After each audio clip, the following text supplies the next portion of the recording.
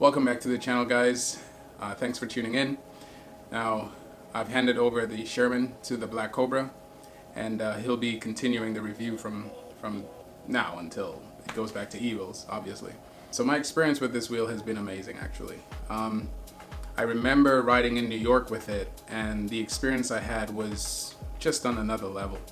I think for me, the most important thing, or most important takeaway I had from that wheel was how stable it was, and how initially the torque, like from stop, seems to be an issue due to the weight and the size of the tire, obviously. But once you start going, once you start moving at speed, at least 25 miles per hour plus, it just wants to go. It just wants you to go. You don't feel the weight anymore. I think that's one thing I really like about it.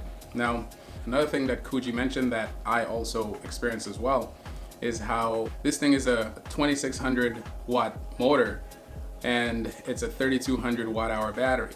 What's interesting though is that these two combinations still did not cause the wheel to expand in the form of becoming more bulky, because with the MSP, the first thing I noticed is how bulky it was, and that took me aback.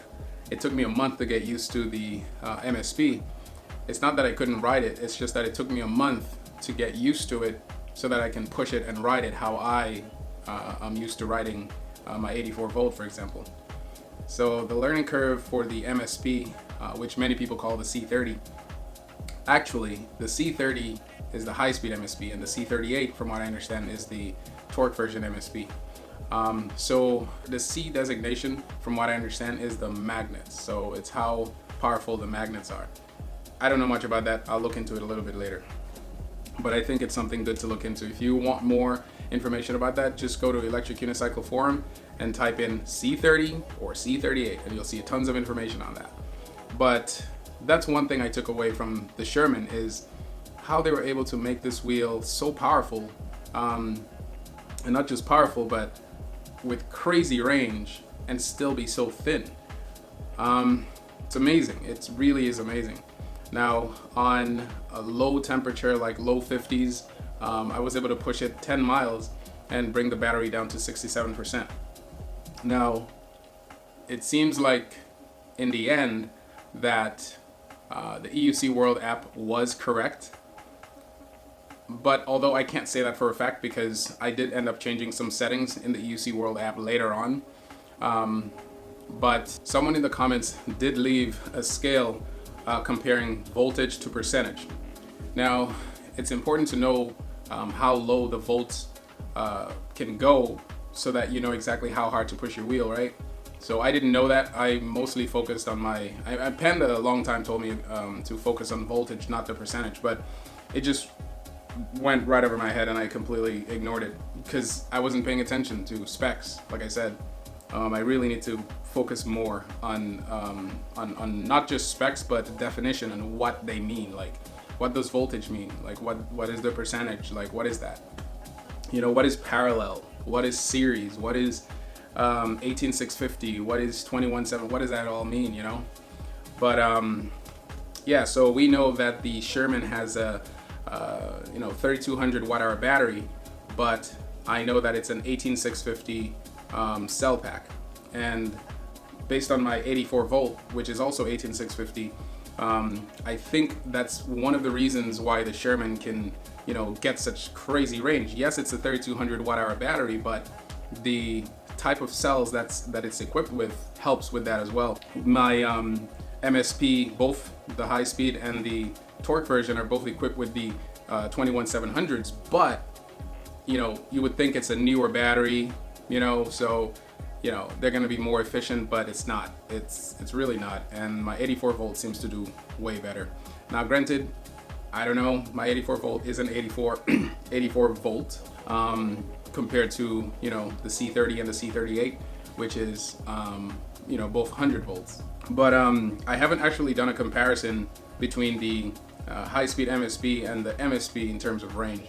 I do know though that, I mean, it wouldn't be unreasonable to assume that the 2000 watt motor from the high-speed MSP would do way better than the MSP. But that's one thing I noticed with the MSP though, is the range was pretty bad. So back to the Sherman.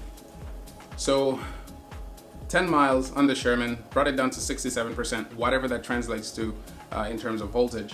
And that's on a day where the temperature was in the low 50s.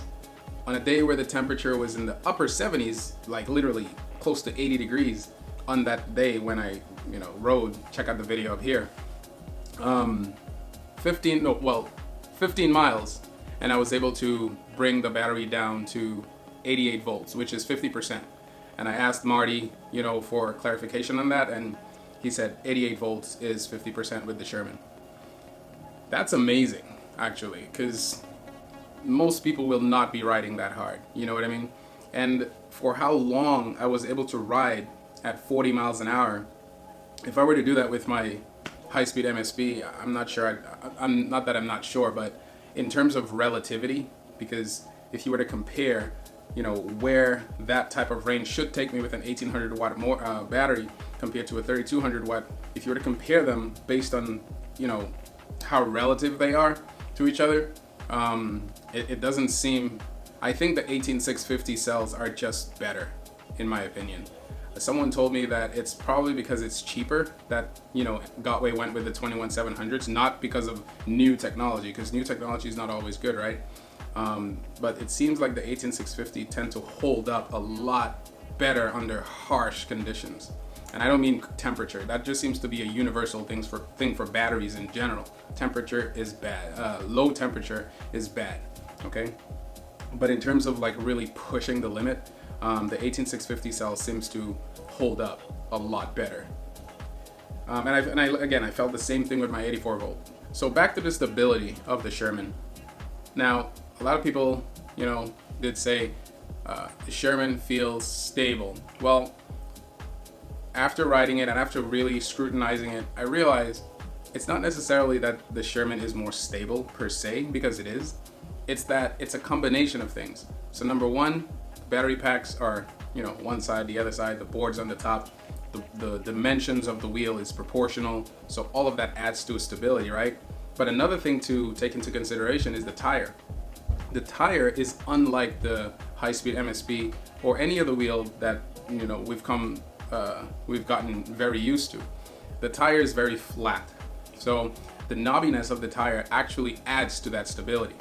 So for example, if you were to increase the PSI of the torque version or high-speed MSP or any other wheel beyond or close to the max that's recommended, then you would see a very different riding characteristic. You would just see it. It would be a lot more nimble. You would feel as if you're gonna fall off every time you try to do a turn. But with the Sherman, you don't feel that, because the max, last time I looked, was somewhere in the range of 35 PSI. So 35 PSI seems to be ideal for that tire size and the weight of the wheel, because while I'm riding, anytime I hit a bump or anything like that, you feel as if the wheel has suspension. There's a bounce to it. There's not a thud, there's a bounce, as if it's absorbing it, because there's a tube inside, unlike the Z10, which has no tube. You pretty much feel impact, but with this one you feel a beautiful like absorption, a bounce. Now what I did to compare was I normally ride between 39 to 40 psi in my MSP, so I reduced it to around the same as not the same, but close enough to the Sherman, and it feels great. Like, granted, I'm going to lose a lot of range, well, not a lot, but yeah, maybe a lot. You're gonna, because every little range counts, especially with an 1800 watt hour battery.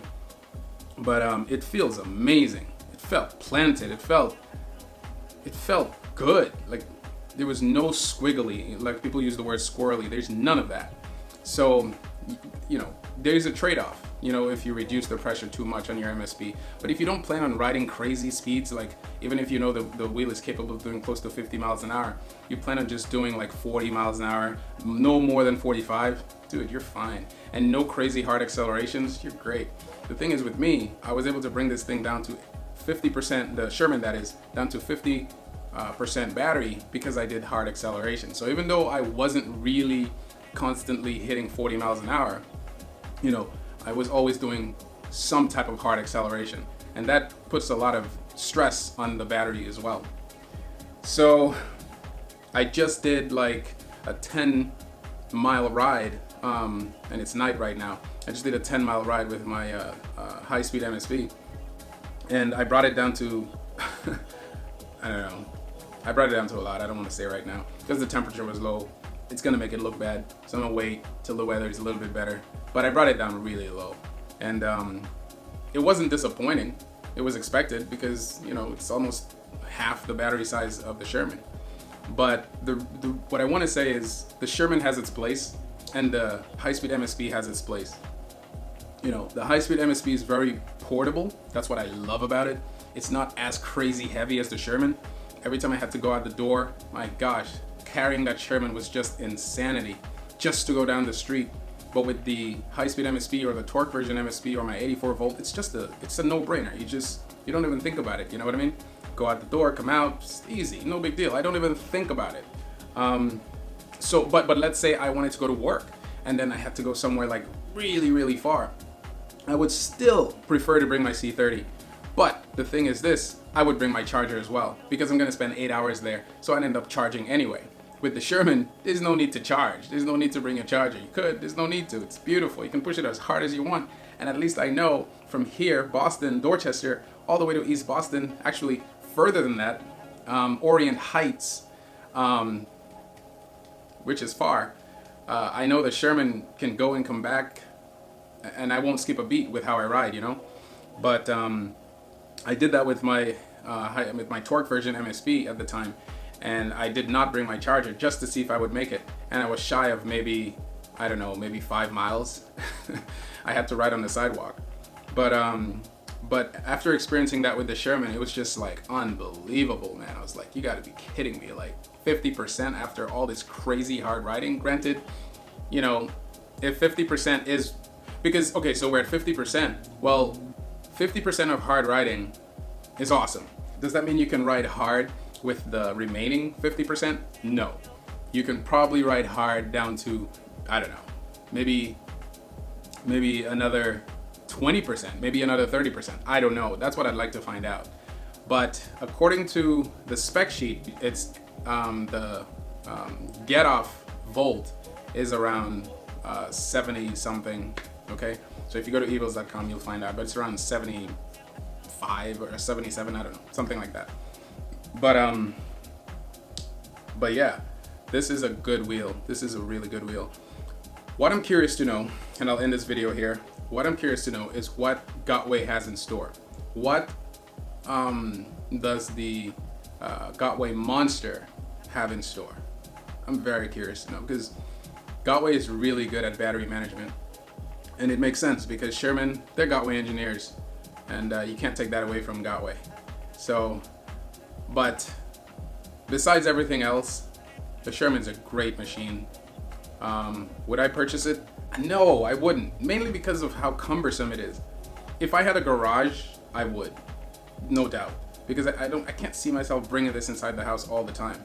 I have stairs, you know. I live in the first floor, but there's like the first stair, and then there's the platform, then there's the next stair. I'll try to put some video up so you can see how cumbersome it is to carry, but man, it's pretty heavy. Oh, and another thing I forgot to mention was when you're riding at speed, like say 30 plus, and you're trying to maneuver, the weight, just the sheer weight of the wheel is felt throughout your legs and your feet. You really feel as if you did a workout. You just went to the gym and you did the Stairmaster. That's exactly how it feels. I don't feel that with my MSP at all. The worst I probably feel with my MSP is probably foot fatigue, you know, that's it. But I've gotten used to that already. So, but it's just a massive wheel. I think if I were to really get comfortable with that wheel overall, it would take me another month to really get used to that weight, because you can get used to it the more you ride with any wheel. Because at some point I was actually maneuvering, and not that I maneuver around bumps all the time. Sometimes I ride right through them at speed, but I tried doing that on purpose with the Sherman, and I was able to do it. And what happens is one guy in the comment did mention, is there a lot of setup that you have to do in order to avoid objects or potholes? Yes. Or big turns? Yes. You have to think about it. If you plan on riding at 40 miles an hour and you want to avoid objects or go through traffic, you're gonna have to set it up, at least initially. Maybe later on, when you really get used to the Sherman, it'll come like nothing to you, but initially, as you're conditioning your muscle and as you're getting used to the weight of this device, you're gonna have to do some setup. Otherwise, But guys, thank you for tuning in. See you in another one.